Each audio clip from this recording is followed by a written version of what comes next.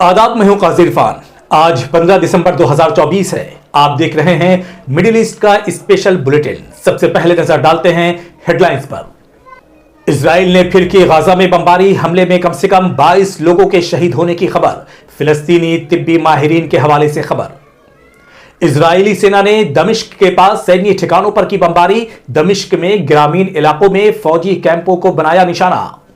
हजारों इजरायली नागरिकों ने नेतन्याहू के खिलाफ किया प्रदर्शन। नेतन्याहू सरकार के खिलाफ लगाए नारे। कहा, इजरायली बंदियों को रिहा करवाने में नाकाम हो गए हैं नेतन्याहू।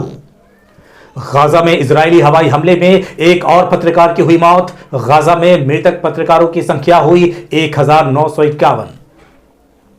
सीरिया के भविष्य पर चर्चा के लिए अरब और अमेरिकी देशों के आला सिफारतकारों की हुई बैठक। अमेरिका, तुर्की, यूरोपीय संघ और अरब देशों के सिफारतकारों ने सीरिया के हालात पर किया तबादला ख्याल।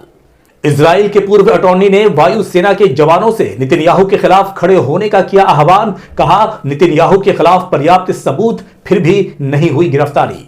तो ये थी हेडलाइंस और अब बात करते हैं मुल्क शाम यानी सीरिया की। सीरिया इस वक्त पूरी दुनिया के आकर्षण का केंद्र बना हुआ है।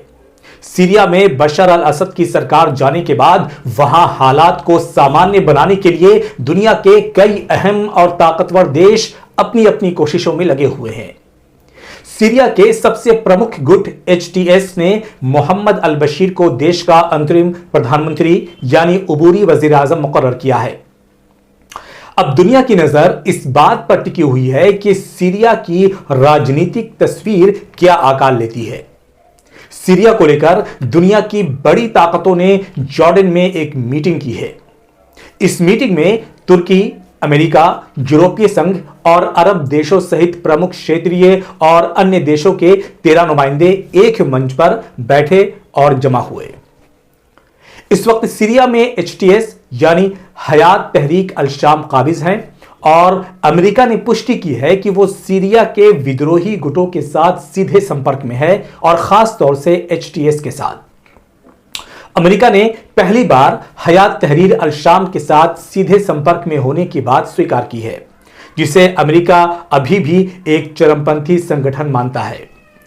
जॉर्डन में हुई बैठक में इस नतीजे पर बात पहुंची है कि सीरिया में एक ऐसी सरकार हो जो सबको एक साथ लेकर चलने वाली सरकार हो, एक ऐसी सरकार हो जो अल्पसंख्यकों के अधिकारों का सम्मान करे और वहां आतंकवादी समूहों को ठिकाना न बनाने दे।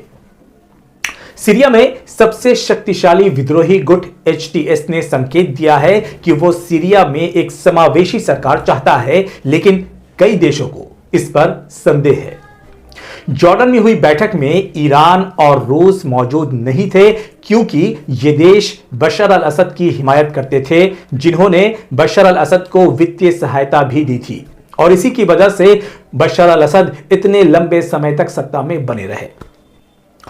अमेरिका, इजराइल और इनके सहयोगी जो देश हैं, ये चाहते हैं कि सीरिया में एक ऐसी सरकार बने जो उनके इशारों पर काम करे, क्योंकि इजराइल सीरिया के जरिए ईरान पर पूरे तरीके से पकड़ बनाए रखना चाहता है और ईरान पर नजर रखना चाहता है।